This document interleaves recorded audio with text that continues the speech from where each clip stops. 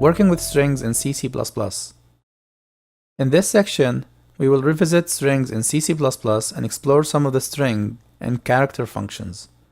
The goal of this section is for you to become more comfortable with strings and character manipulation, and also practice more code with strings and pointers. So let's get started. Understanding strings in C++.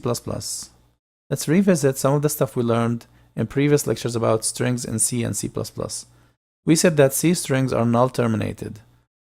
You can treat a string in a C++ code just like you treat a character array. And we also said that not every character array in C++ is a string. Strings must end with a null character. Every string is a character array, but not every character array is a string. Let's take, for example, the string suite. This is how it's represented in memory. As you can see, what's between the quotation marks is the characters that you specify. There are a few things we need to notice about this. The string is a character array in memory that is zero-based. What's between the quotation marks is going to be inside each character array element here. It goes from 0 to the last character here, which in this case, this is the length of the string. So in this example, the length of this string is 5. However, the size of the array is going to be 6, because if you want to allocate enough memory to contain these characters, you must add to it an additional space for the null termination. So the length is how many characters in it. The size includes the null termination. And the null character in memory is represented as 0 in the ASCII code. However, I recommend that you use the \0 character so that you let the compiler figure out the value for you. So how do we declare strings using arrays? Like I said in the previous example and this example, here we say we have 1, 2, 3, 4, 5. However, we say the char array of 6 because we need to give an extra location for the null termination. So the size is 6, however, the length is 5.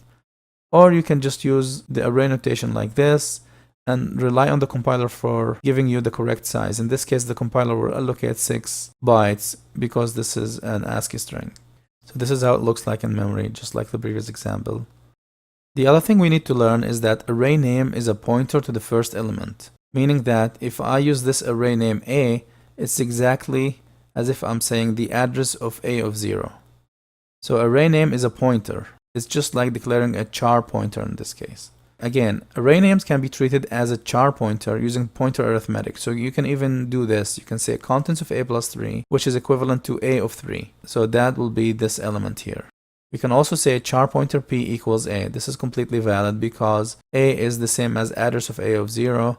And this is what is happening here, is that the char pointer points to the first element in the array, and then you can walk the array using the char pointer with ++ operation. Okay, so in the next lecture, we will start learning some of the string and char functions and jump into Visual Studio to use them and get more familiar with them. So see you in the next lecture.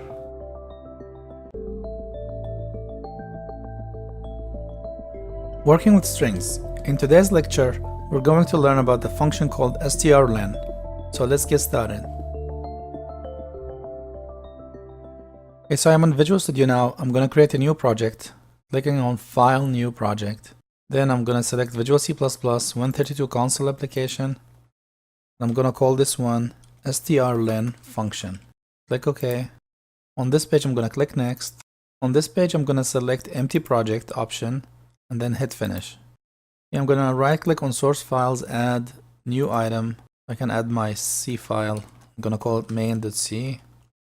Then click Add. In today's lecture, we're going to start learning more about strings in C++, and the first function I want to talk about is called strlen function, or you can say string length function. This is the function that gives you the length of a string. So let's see how we can use it.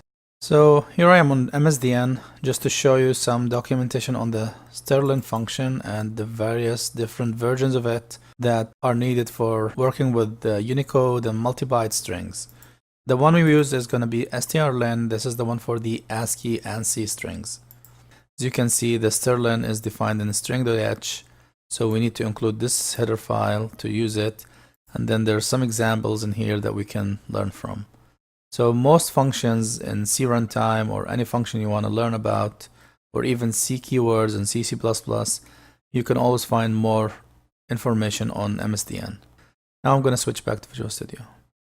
Okay, so to use strlen, we need to include string.h. That's where it's defined. And let's define a string here. Char a equals, this is a string. So now we're going to print out the string using %s, as we learned from previous lectures. printf needs %s to print out strings. So, and the next thing I want to say, printf length equals %d, and I'm going to use strlen. Notice that strlen actually takes in a const char pointer. Like I said, now we can treat a as a char pointer, so this is okay to do it this way. This is pretty much how we use strlen. Let's try it out. Control F5 to compile and run. So as you can see now, this is a string in C++. Its length is 25. If you count the 25, that's the number of characters. Okay, so if you remember in the previous lectures, we learned how to calculate the size of the array divided by the size of the first element. That will give you how many characters or elements are in this array. So the size of this array is going to be actually determined by this equation here. Keep in mind that this size is going to give you the size of this in memory as an array. So as an array, it will also include the null termination, which is not shown here at the end. So you would expect this printf to give you a value that is the same as the length plus the null character size. So let's see that in action. Let's compile and run. As you can see, length is 25, whereas the size is 26. So that's just to emphasize that if you were to do it yourself here, you're not going to do 25, because otherwise you will have a problem. You won't be able to fit in the null character at the end. You would have to do it like length plus 1, which is the 26. Okay, so this is pretty much it for strlen. However, if you're curious about how strlen works and we can actually build our own version, let's try it out ourselves. We can do something like this. Integer my strlen. I'm going to give it a const char pointer p. And I show you how we can implement one ourselves. We can say while contents of p is not null, p++, you have to put a count here equals 0. And then we can say count ++ return count. So it's just counting how many characters are inside this array or inside this string. So let's try it out ourselves. You can say an additional printf here. My strlen returned. I'm going to give it a as well. Compile and run. Now as you can see, my strlen returned 25 as well. So it's just exactly kind of doing a similar thing to what strlen is doing. Now I'm not recommending that you build your own, but just to give you an example how to manipulate a string using a character pointer. Alright, so that's it for string length, and in the next lecture we will also continue working with some more string functions and get more familiar with strings.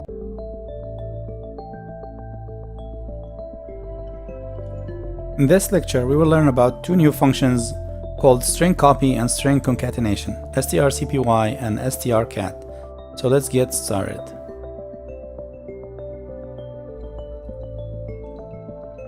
Okay, so here I am on Visual Studio. Let's create a new project. Click on File, New, Project. Make sure you have C++ Win32 console application selected.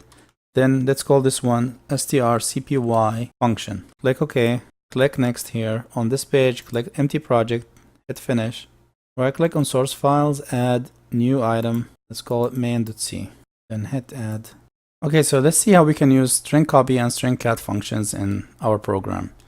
The first one is string copy. Takes two parameters, a destination and the source. Basically what it does is actually it copies all the source content into the destination. Your destination has to be at least the same size as the source plus one additional location for the null character. So here we should say destination must be greater than or equal to string length of source plus 1 for the null character. Let's define a buffer here, string of 200. Let's make it big enough so that it can take the data we want to pass in. So I'm going to copy into string. This is string with 1. Okay, and let's print it out and see how this comes out as string equals %s. Right, so Ctrl F5 to compile and run. The first thing you're going to see here is that we're getting an error here, and it's saying that error string copy is not a safe function, it's unsafe. Consider using string copy _s instead, or to disable this deprecation, define this macro. We can actually do it in two ways. Let's do the first one I've already have it here. You can just uncomment it or you can define it. You define CRT secure no warnings, meaning that I don't want you to warn me about insecure functions. So make sure you have this before any include. Now if we compile and run again, it should just work. Yes. Okay, so now as you can see, string equals, this is a string with 1. You might be asking, like, how is this useful? Well, one use is that, for example, we just copied a constant string here into our buffer. So we can now modify it, and the way to modify it is, you can manipulate the string like this, directly modifying the elements in it, or by using a function like string concatenate. So let's try strcat, and this function here, same thing, it takes a destination and the source. So I'm going to give it the same str and then say, just for fun, add double zeros to show you that it actually appends to the end. It does not override the content. And this is done with strcat. Let's print it again after this. Ctrl F5. Now as you can see, this is a string with 100 instead of 1. This is done with strcat. So the difference between string copy and string cat is that string copy always copies over. If we use it again one more time here, string copy again, and now let's print it out, you will see that this actually wipes out what's inside and just starts over.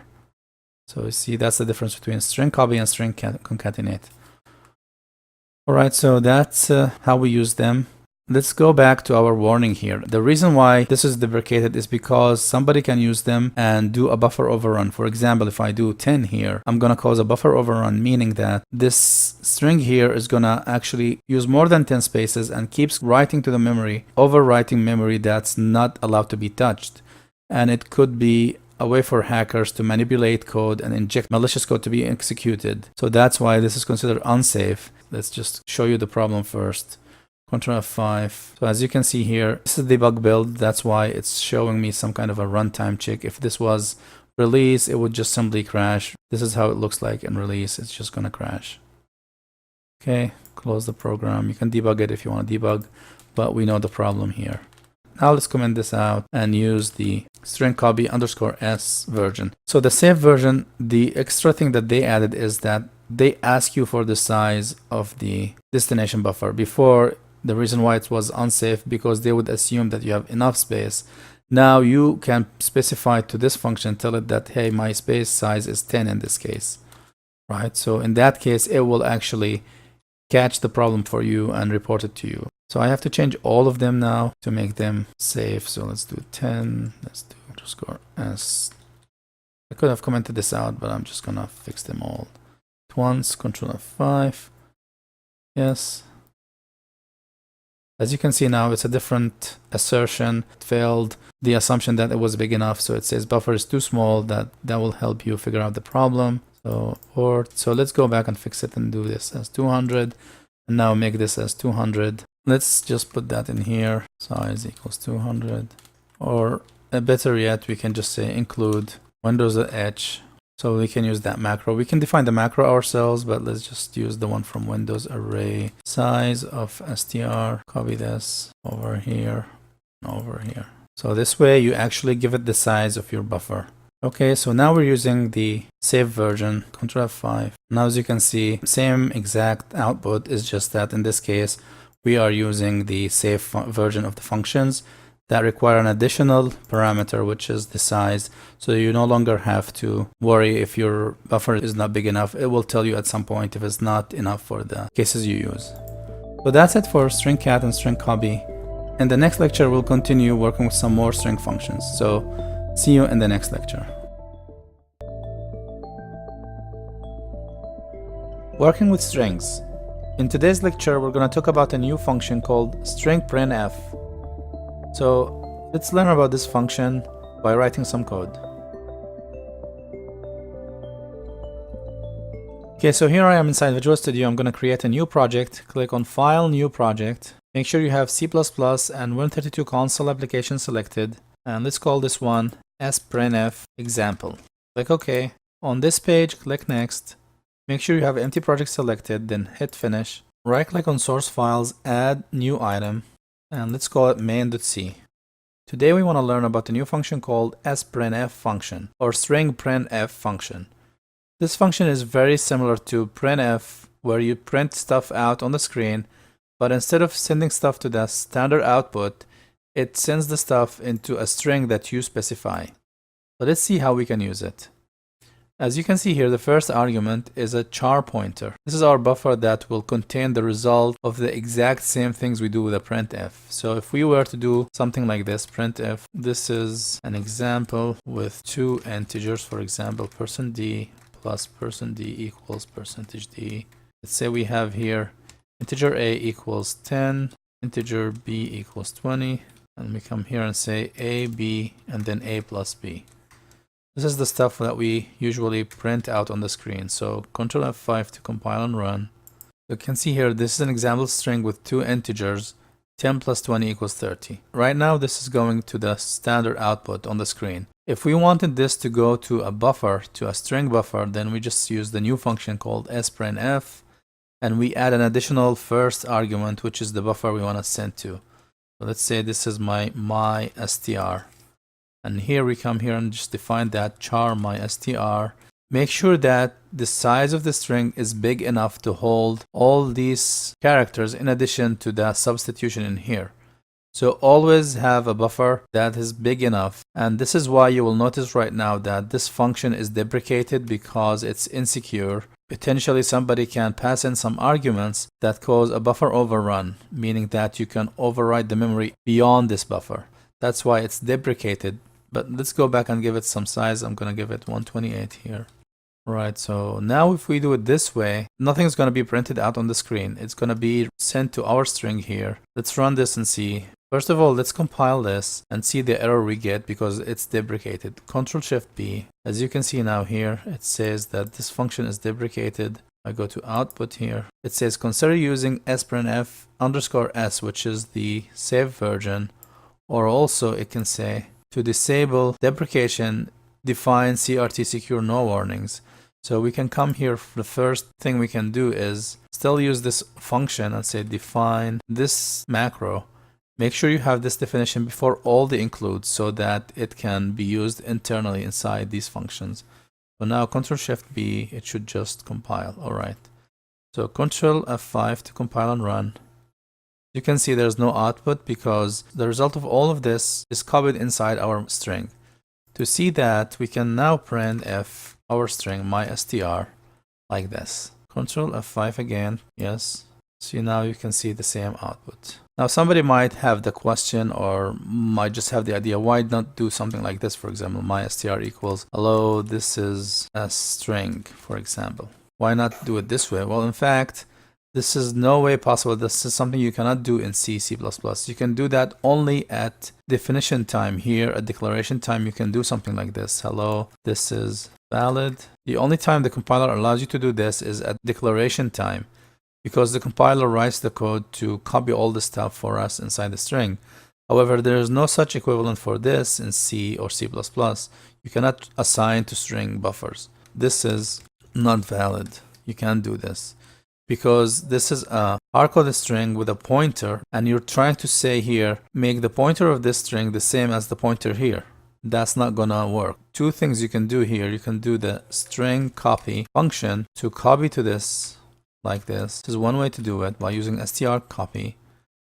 So these two might look similar, but the first one is only used and valid when we actually pass it strings that don't have variables in them, something that needs to be substituted like this. You cannot do the same here. You cannot do %d, blah, blah, blah. You cannot do that with this function. This function is not made for that. It's just simply a blind copy from source to destination. strnf, however, is kind of more elegant, where it lets you use the formatted string, pass in whatever you want here in addition to some arguments. You could use this or this based on the situation, on what data you want to pass in. The main focus of this lecture is the strnf. So now we can see how we use it. We give it our string buffer. And like I said, this is a copy. It's going to overwrite. Even if you initialize it to this is going to be the actual last value. This is just like strcpy with parameters. Okay, so back to our secure and insecure problem. So if you want to use the more recent function, then you don't have to define this. you would have to use the safe version of this function. Safe version is _s, and you will notice an additional parameter here. The second one, it's the size of the buffer. That's the main difference, because they want to make sure that they don't cause a buffer overrun. And you can pass it the size of the buffer like this, so that it knows in this case that if your buffer is big enough or not. I typically don't like to hard code this, so I discussed before that you can define your own array size macro, or you can use the one from Windows. If you just include windows.h, then we can use the array size macro. So you don't have to hard code it, because in the future, if you decide to change this size, you don't have to go and hunt down all the places where you have it, hard code it and replace it. This just does it for you automatically. Okay, so that's it for sprintf and sprintf_s for secure version. In the next lecture, we'll still cover more topics around string manipulation and string functions. So see you in the next lecture.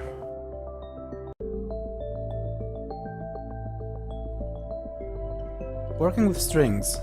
In this lecture, we will learn how to use the string compare and string insensitive compare functions. So let's get started. Let's go ahead and create a new project from the File menu. Click on File, New, Project. Make sure you have C++ and Win32 console application selected. Let's call this one String Compare Functions. Click OK.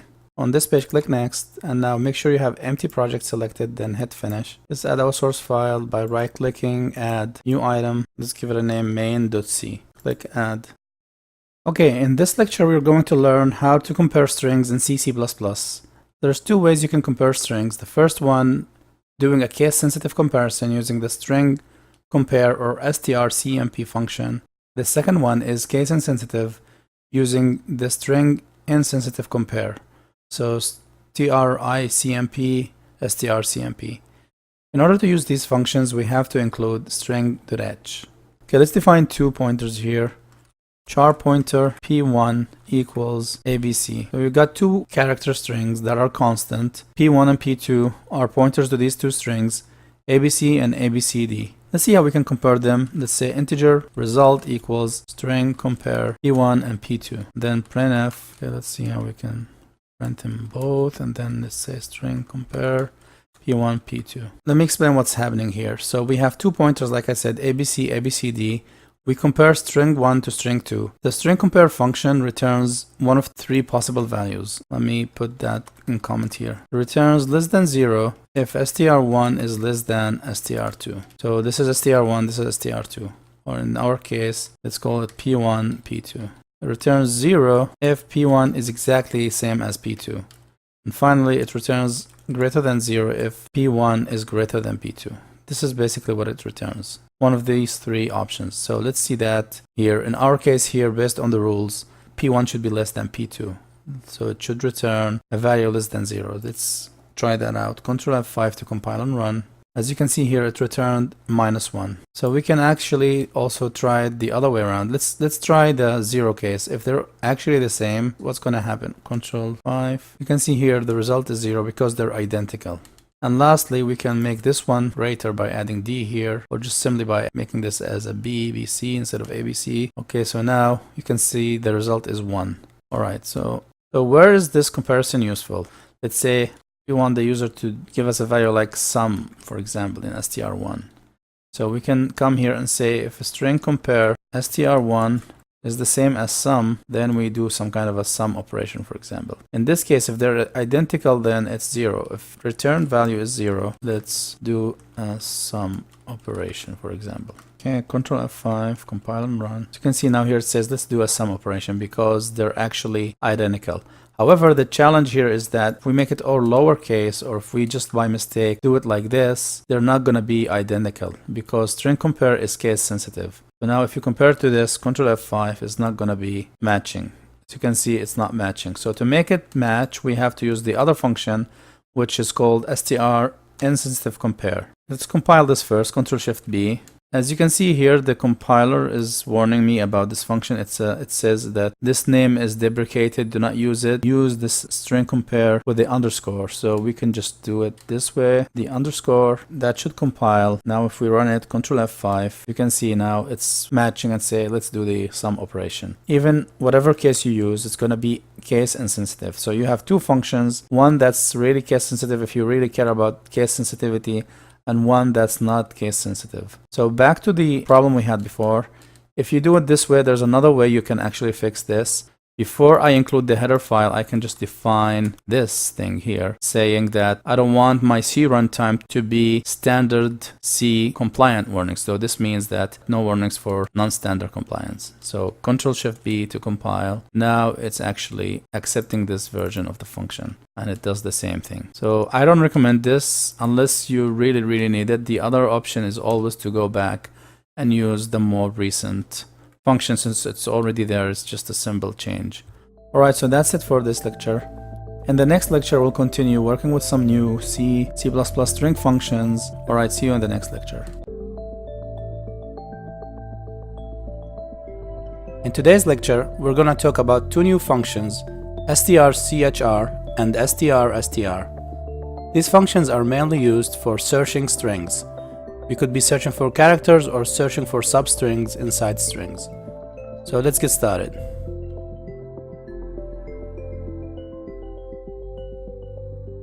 I'm going to create a new project. Click on File, New Project. From the New Project window, make sure you have Visual C++ and Win32 console application selected. Let's call this one String Search. Click OK. On this dialog, click Next. On this page, make sure you have Empty Project selected, then click Finish. Right-click on Source Files, Add New Item, and then make sure you call it main.c or any name you want. Click Add. Okay, in today's lecture, we're going to talk about strchr and strstr. As usual, in order to use the string functions, you need to include string.h. So the first one is called strchr. Right, so this function strchr takes in a string and a character to look for. This is mainly used to search for a character inside a string. So let's write an example to see how it works. Say we have a char str1 equals, this is an example string with many words that are using the letter I, for example, and I want you to help me find them. Right, let's just assume we have this string like this. Let's see how we can use strchr printf using strchr to find, for example, I inside our string %s. We're gonna give it the string one here, and then I'm gonna say also just let's see how many characters we type. Let's say length of it is, you remember we use strlen to get the length of a string. So this is gonna print out the length. For example, if we want to look for the letter F, before we do the I thing, let's just give you this example. As you can see, strchr takes two parameters, the string to search inside and the character to look for. And this gives you back, if you look at the function prototype here, it gives you back a char pointer. So strchr returns a character pointer to the location of that character inside the string. If it's not inside the string, if you're looking for something like, for example, X, and that doesn't exist here, it will give you back a null pointer. So always check for the return value. If null is PF, that means there is no such character. Could not find F inside string. Okay, that's if it's null. Otherwise, we can say printf, we found it. Let's say else, we found F at location %d. The way this works, if you want to figure out the location exactly where this character is inside the string, you basically do some kind of pointer calculation here. We know that the string starts here. This is the 0 location. So if, for example, F was found somewhere here, here's my F, for example. Once we find it here, then the pointer is going to be pointing here. So in order to figure out the location, if we subtract this starting pointer from here, from this one, that will give you the offset inside the memory location. Because remember, str1 is a pointer to the first character of the string. So if we have it standing here, if we subtract from the two from each other, then we know what location this is at. So we can say here, always PF is going to be in memory ahead of the starting of the string. So you can safely assume that this is okay, unless the case where this is null. You shouldn't be doing this. But now we know that it's not null. We found it somewhere. We can say its location is PF minus this, and this will give you back an index location. In reality, this is where the pointer points to it here. So we can actually manipulate it at this point. We could simply say something like this. We could manipulate it and say contents of PF equals, for example, X, and then we change it, but we're not going to do that. We just want to say, okay, we found it at this specific location. All right, so this is the first case where we look for F inside the string. Let's run this, see how it goes. Control F5, click yes. All right, so let's take a look. The length of the string is 108 characters. We found F at location 98. That's the location here. That's a zero-based location. But if we were to print the pointer itself, then that's a different memory location. By using the pointer arithmetic here, we convert from memory location into offset inside the string. All right, so back to our original code here where we wanted to find I. Now let's do this. Let's show you another way where we could benefit from this strchr. We could look for all locations of I. Let's write the code for that. So we can say it's char pointer pi equals strchr. Look inside my string 1 for character I, and if pi is not null, that means we found it. We can say here, okay, printf found first I at index equals %d, and that's going to be pi minus str1, just like the one we did for f. And now we can say pi plus plus. Once pi finds the I, it's actually standing at it. If we try to call strchr again, it will find the same I. By doing this trick, we want to move past the first I, move past the I we just found, so that we can find the next one. All right, so now let's do a while loop here. While contents of pi, as long as we're not past the end of the string, we can keep looking for pi again. Pi equals strchr, same code, look for I again, and always do the same thing. If pi is null at this point, then that means there's no more i's in the string. We could actually keep a counter here. At this point, we know there's 1, and we can come here and say plus plus count. Okay, now let's print that out. Each time we find it, we can say printf found another I at index equals %d. Again, pi minus str1. It's pretty much the same code. You could turn this into a function. That could be a good exercise to write a function that says find all occurrences of I, or count how many i's in this string, etc.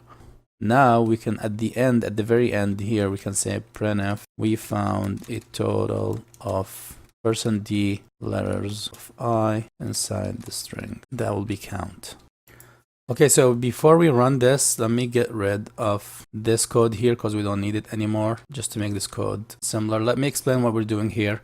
We're going to find the first pointer to the I inside the string. We give it string 1. If this is not null, that means we found an I. We set the count to 1. We say we found the first I at this index, which is the pointer arithmetic here that gives you the offset, and then we move past the first I. And while we are not at the null character, that means we have more characters in the string, then we continue searching again. But oh, there's a bug in here. You don't want to use str1 again, because that means we're always going to start from the beginning. What I want to do is actually continue from that location onwards, so I'm going to use pi here.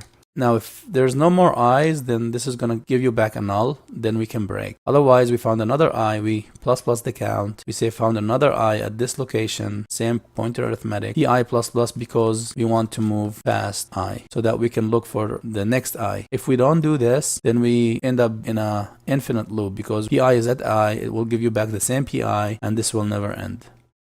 Okay, so finally, once we're done here, we'll print out how many i's we found, the count of I. Okay, let's run this, Control F5.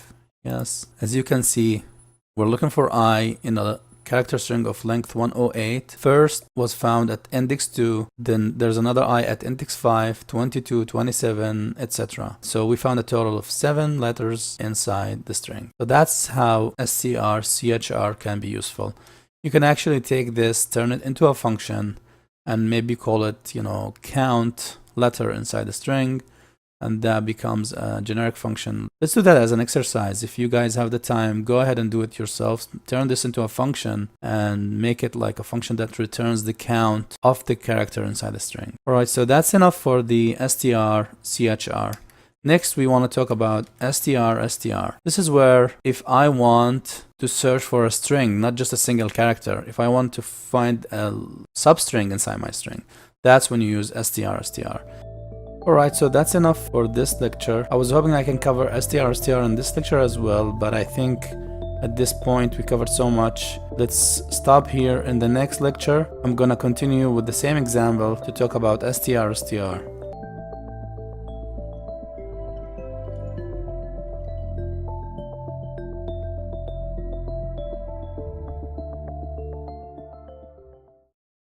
Okay, so here I am on Visual Studio. I have the project from the previous lecture open. It's called String Search. So if you don't have it open, just make sure to go to File, Recent Solutions, and click the first one, stringsearch.sln.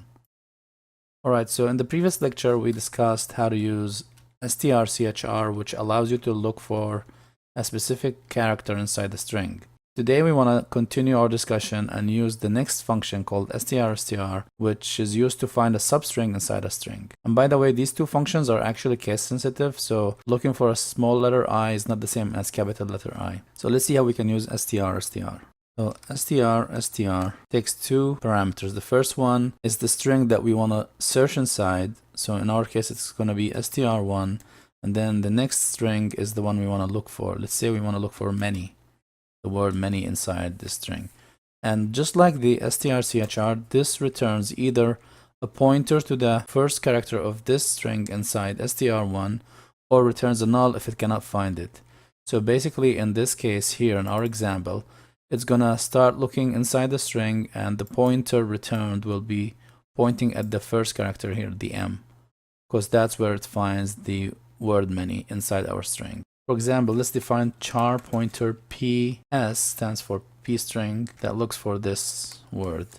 If ps is not null, then that means we have found it. Printf found the word inside the string at location %d. We can do the same thing here.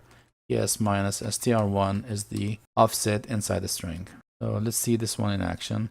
Control F5, yes. And now as you can see at the end, we found the word inside the string at location 31. And it also works the same way even if you have a substring of the string. For example, we can look for the word man, even though this is many, it will still give us the same result because this is a subset of that word. So it will actually find this and return the same value. Control F5 again, yes, compile it. You can see still returning at location 31. So that's how we use strstr.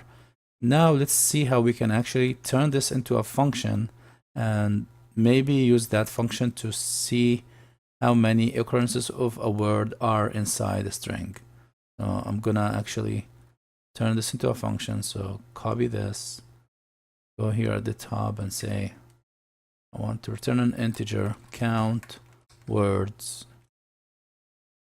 Or maybe just let's call it word count that returns an integer, takes in a constant char pointer p string, and then a const char pointer p word.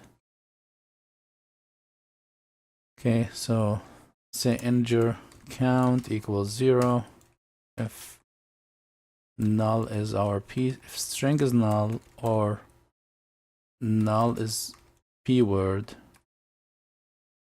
then we simply return null. Return if either one is null, we just return 0. Okay, so now we can say I'm gonna copy the code here. I'm gonna now paste the code here, Control V, say look inside p string or p word. This is not null, we can start looking, and then at the end we want to return count because this function is going to actually count how many times this word is found inside the string. You find it once, and now we can say while contents of ps, we're going to say here ps plus plus and do the same thing inside and say PS equals PS. If you don't like this PS plus plus, another way to do this is maybe you can say always like this here. Maybe this is easier to look at. If null is PS, then break. We cannot find another instance, then we break. Otherwise, we say plus plus count again, and then we continue the loop this way. All right, so let's give this a try. And down here, I'm gonna say printf word count equals %d. Then we say word count side str1. Let's look for the word many, for example. Do it this way. Okay, Control F5, file and run, yes. And now it says word count equals 1. So many is found only once inside this string. Let's find something else that probably is more than just one. Let's pick a letter instead of a word, because this is going to work the same way. We can now say, let's look for I, for example. Let's run this. Pretend I is a word, so it's just a letter. So as you can see, word count is 7. It's really case sensitive. It's the same value as the one before. But now we can use this to look for anything. So this is pretty much how you use strstr. And this is how I'm using it here as a function. I pass in the string I want to search inside and the word I want to look for. If either one is null, I return 0. There's no count. Then we find the first occurrence inside pstring, that word. If it's not null, we say we have the first occurrence. And then as long as we continue to find more characters in the string, we look for the next location by using the last location plus 1. Advance to the, because we don't want to use exactly the same location. We could have passed here instead of 1 the length of the word, which is probably also fine. The worst case scenario is that the word is a 1 letter, so this should take care of that. And if it doesn't find another occurrence, it says break out of the loop. Then we have the last count, which is in this case 1. Otherwise, we increment the count, keep doing that until we hit null, which is our exit of this loop, and then we return that count. So that's it for this lecture. Working with strings. Today we're going to talk about arrays of strings, how to declare and use arrays of strings in C. So let's get started. Okay, so here I am inside Visual Studio. I'm going to create a new project. Click on File, New Project. Make sure you have Visual C++ 132 console application selected. And let's call this one Arrays of Strings. Click OK. On this page, we're going to click Next. On this one, make sure you have Empty Project selected, then hit Finish. To add our first source file, we need to right-click on Source Files, Add New Item. And let's call it main.c. Then click Add. In today's example, I want to show you how to use arrays of strings to convert student grades from percentage into a format like ABC, or into some kind of a description string that says excellent, satisfactory, mediocre. We could also show the GPA equivalent of the student percentage. So let's see how we can do that by utilizing the strings or arrays of strings in C++. If you remember, strings in C++ are char pointers. So we're going to declare a char pointer array of GPA here equals something like this: A, B, C, D, and F. We need a char pointer array like this. This is how you declare a string array in C++. Char pointer here is very important because if we take this out, that means we're actually just declaring a single string because a string is a char array or a char pointer. So in this case, we're not supposed to do it this way. This is the way you declare a single string. But if you want an array of strings where each element inside that array is in a string by itself, then you need a char pointer or an array of array. The other way to do it is to say char RGBA, for example, of something like this, where you could potentially say like no more than 10 characters each equals A, B, etc. But I don't recommend this in this case because we're not gonna modify the contents of the strings. We just want to have pointers to some strings that are hard-coded, so that's why we use it this way. Okay, so another array we need is a char pointer r description array, which also gives you a translation for the meaning of these. So excellent is an array, so I'm gonna say excellent, comma, satisfactory, mediocre, insufficient. Finally, we can say failure. Okay, right, so let's assume that we have a student grade like this equals 95. Then we wanna say how to convert this to the equivalent of 43210. We need to write some code to convert this. I'm gonna make it as a function here. Let's say integer percentage to GPA converter. Give it the grade. Should give us back the value. Right, so how do we do that? Let's just use some math. GPA equals grade. I'm gonna subtract 50 from the grade, divide by 10. That should give me 400, which is the maximum value of 5. So I'm gonna say if GPA is greater than 4, GPA equals 4, else if GPA is less than 0, let's make it 0, then return the GPA value. Okay, so now we can say integer GPA equals percentage GPA given the grade, give us back the GPA value. So let's print out the result. Your grade is D, which is 2. So we can say grade, comma, GPA here. Now we can say printf, your GPA is %D. Well, actually, GPA is going to be percentage string. Now we're going to use that GPA value as an index into our array. However, if we do it this way, then we have the results backwards because we have at index 0, the first string is A, but if somebody's GPA is 4, then we're going to show F as failure, which is not correct. So we can either reverse the values here, start with F, go all the way down, or just simply reverse this index, just say 4 minus this guy. If we just say 4 minus, then that will reverse the index. All right, this is your GPA.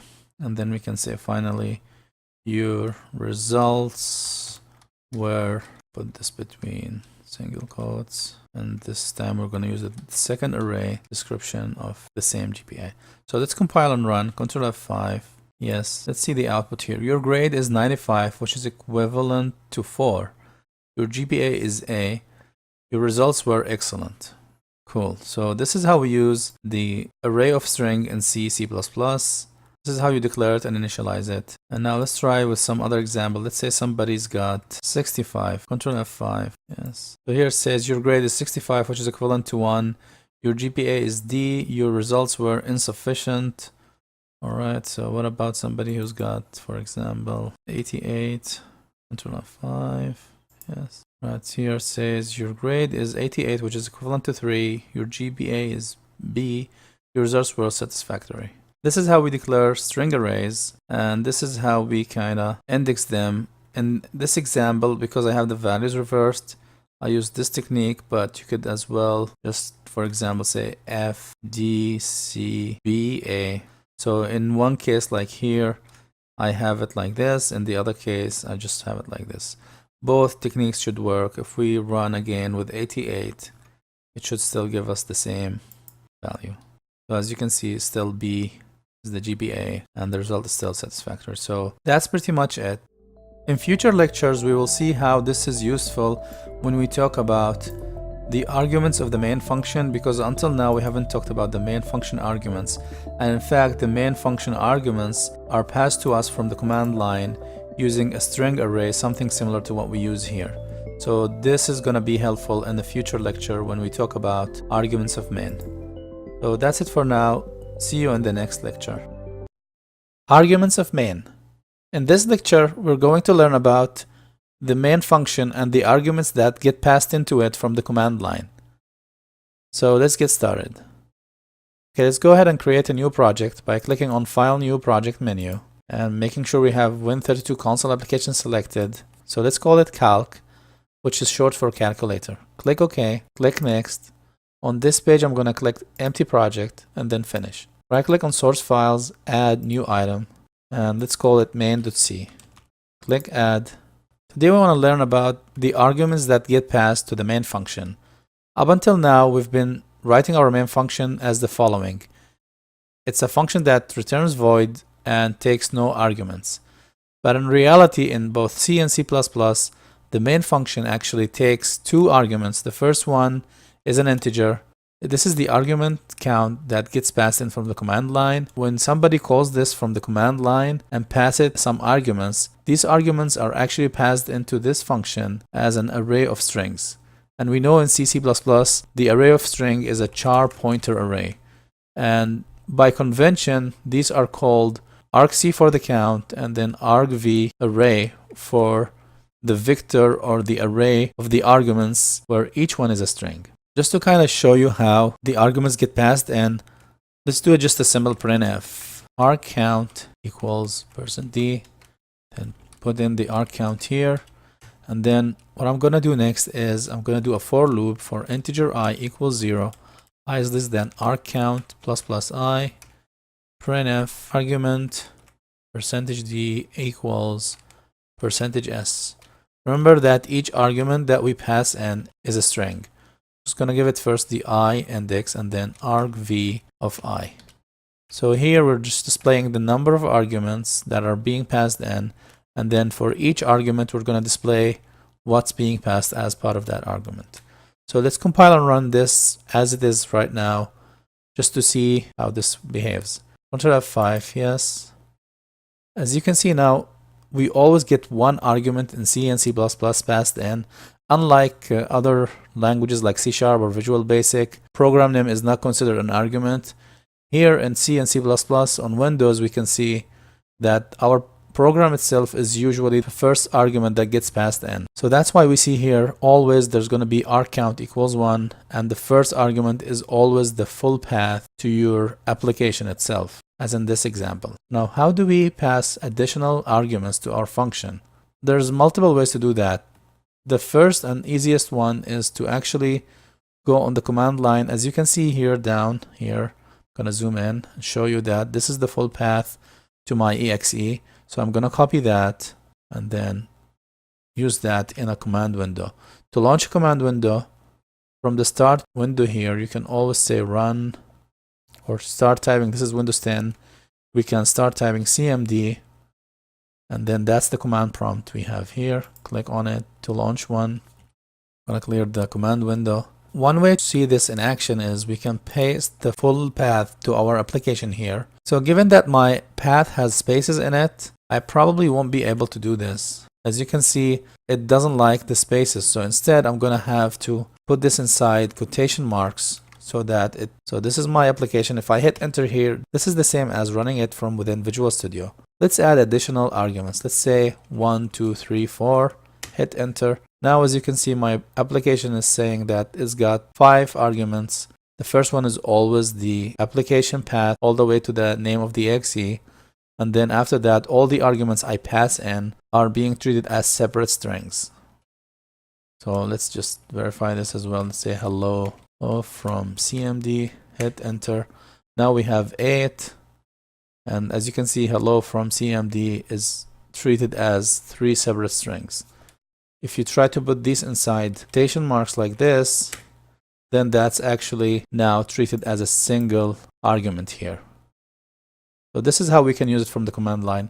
We can also go inside the same directory that contains this application, but I have to put this inside quotation marks. So go to that directory and say dir to see our compiled application.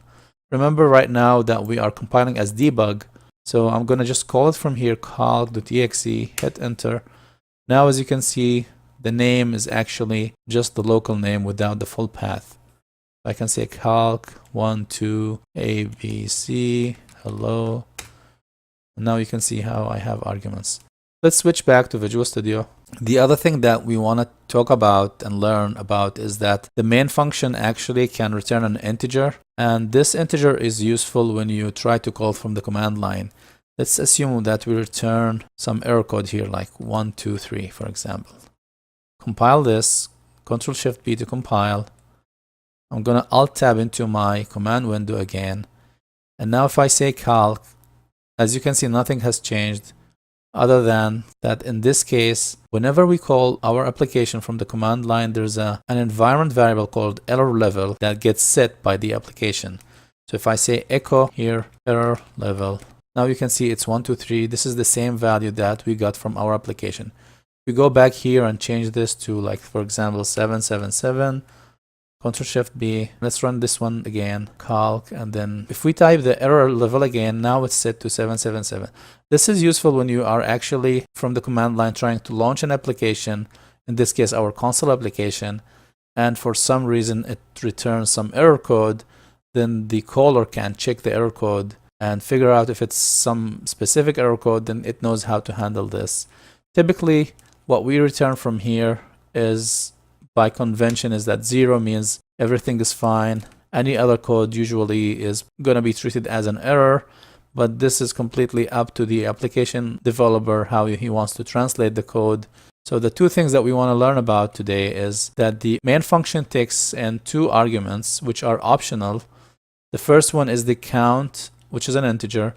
The second one is an array of strings that this count will tell you how many elements are in this array.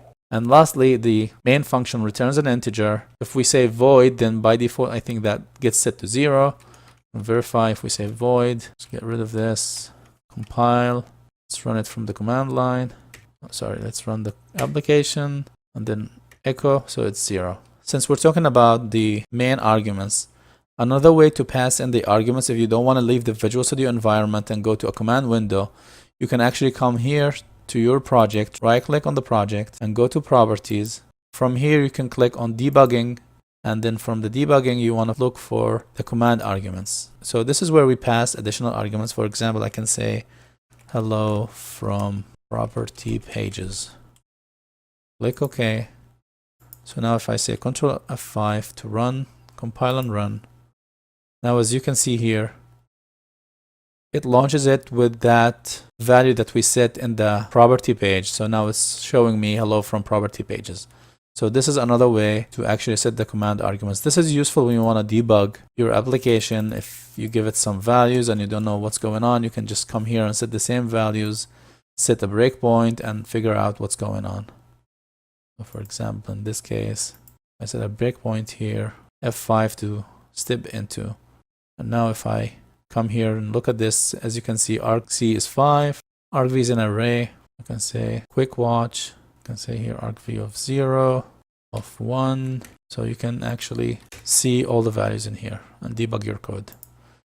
So this is pretty much it for arguments of main. In the next lecture, I want to expand on this example and see how we can actually write some code to handle the arguments, since we were talking about the arguments of main. So see you in the next lecture. Working with strings, arguments of main, part 2. In this lecture, we will learn how to use the command line arguments in C++. And in this lecture, we'll implement simple calculation operations. Mainly, we're going to implement the sum operation and the average. So the whole goal of this lecture is to become more comfortable with the command line arguments and string manipulation. So let's get started. Okay, so here I am on Visual Studio. I'm gonna go to File, Recent Projects and Solutions, and open up Calc solution from previous lecture. So as you can see from the previous lecture, we only printed out argument count, and for each argument, we were actually looping through them and printing them out. So let's see now how we can add the two operations we discussed. We want to do calc.exe with sum, and then give it any number of arguments like this. And the second one will be calc.exe with average, and then some other number of arguments. So the first thing we want to do is check on how many parameters are going to be passed in.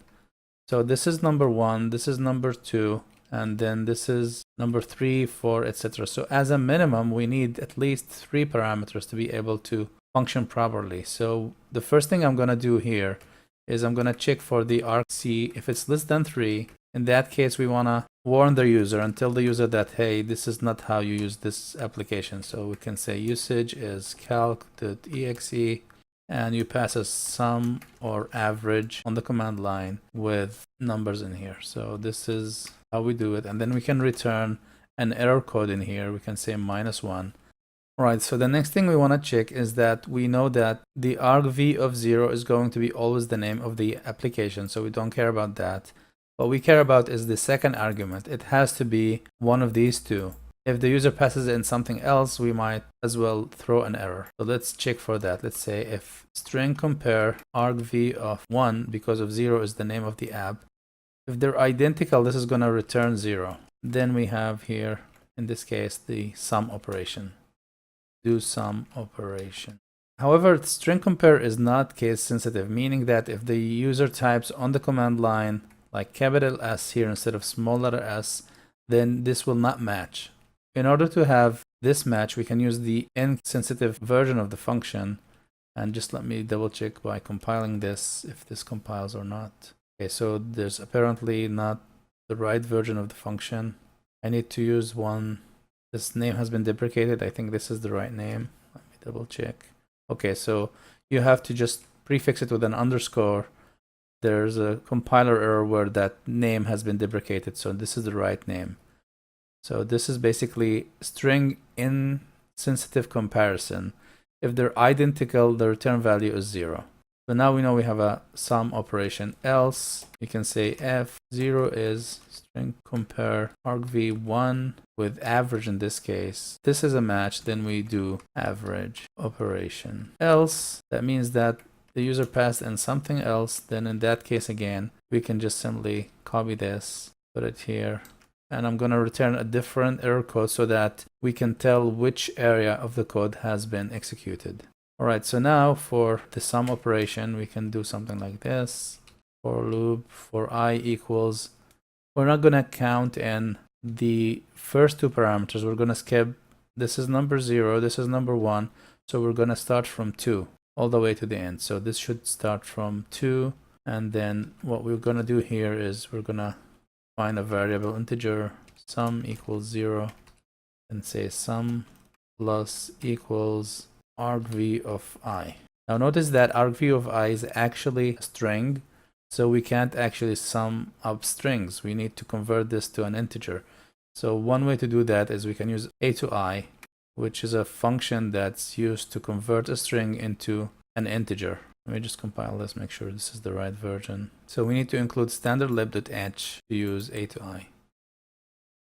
We have to go up here and include stdlib.h. Let me Ctrl-Shift-B to compile, make sure this compiles. Oh, I have a typo here. So this was wrong, now it's fixed. Alright, so now this is fine. Now we can actually sum up all the numbers, and now finally we can say printf sum of numbers equals this, and we can be done here. I'm going to copy this code and use it for the same average operation because it's kind of similar. The only difference is that we're going to just print out the average, which is sum divided by argc minus 2. And remember, this is a like integer division, so we want to make sure that we make this into a float, so we can convert this into a float. And now we don't need this code. We can say here this is success, and this should be it. Let's go over the code again. We check if we have less than 3 arguments, then we say this is wrong. The way to use this application is like this. You either pass in a sum or average with a bunch of numbers. Otherwise, this is not correct because we need at least one number in here, although 2 is better, but that's the bare minimum here. And now after that, we actually look at the second argument because this is argument of 0, this is of 1. And we compare that to a hard-coded string we have. And we make it case insensitive so that the user can freely use lowercase, uppercase. If there's a match, then this is a sum operation. We just go through all the numbers, convert them from strings into integers, and then add them to our sum here, and then print out the result. The second operation we have is an average, and I just use avg for short.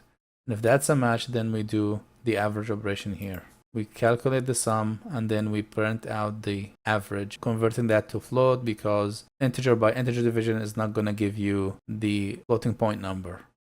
And finally, if none of these match, then we say again, this is wrong, you have to use it this way. And finally, we return 0 for success. So let's compile this again, Ctrl-Shift-B. Oh, I have another problem here, warning. Yeah, that's right. I want it to be a float, not a decimal number. That's a good catch from the Visual C compiler. Ctrl-Shift-B again. Make sure always to have 0 warnings, 0 errors when you compile. As you can see here now, it's looking good. So now I'm going to right click here and say open folder because I want to know where exactly my debug folder is. So I'm going to copy this path, the whole path, and then open up a new command window, cmd. Okay, so I have a command window here. I'm going to go into that folder. So cd between quotations, so that if it has spaces, then we're not going to run into problems. Okay. Now I say dir. I think I need to go back up one folder. Okay, so as you can see, I compiled as debug here. So that means I'm going to look for a debug folder in here. That's my debug folder. Okay, so cd debug, go into that, dir. Now you can see my calc. Let's give it a try. Calc, enter. It's going to show me the usage. Use calc with sum or average with a list of numbers. Okay, so let's try calc sum 1, 2, 3. So sum of numbers equals to 6. Okay, so now let's try the other operation. Calc average 1, 2, 3. It's going to be 2. Let's try add another number here. It's now 2.5. So that's how we use the command line arguments. The last thing I want to show you, which is whenever we return a code from our program to the command line, we can actually check for that return code using an environment variable. It's called error level. Let's try to do echo error level. Right now it's set to 0 because my program actually returned 0 for success. However, if I try something like this, in this case, I think we return an error code, which is -1. Let's print out the error level. See, it's the -1. And then we had another case where we return -2. If I print something like blah here, 1, 2, 3, 4. In this case, it's going to be -2. That's the other error that we return. That's pretty much it for this lecture. In the next lecture, we will continue exploring more string manipulation and how to deal with user input and things of that nature. So see you in the next lecture.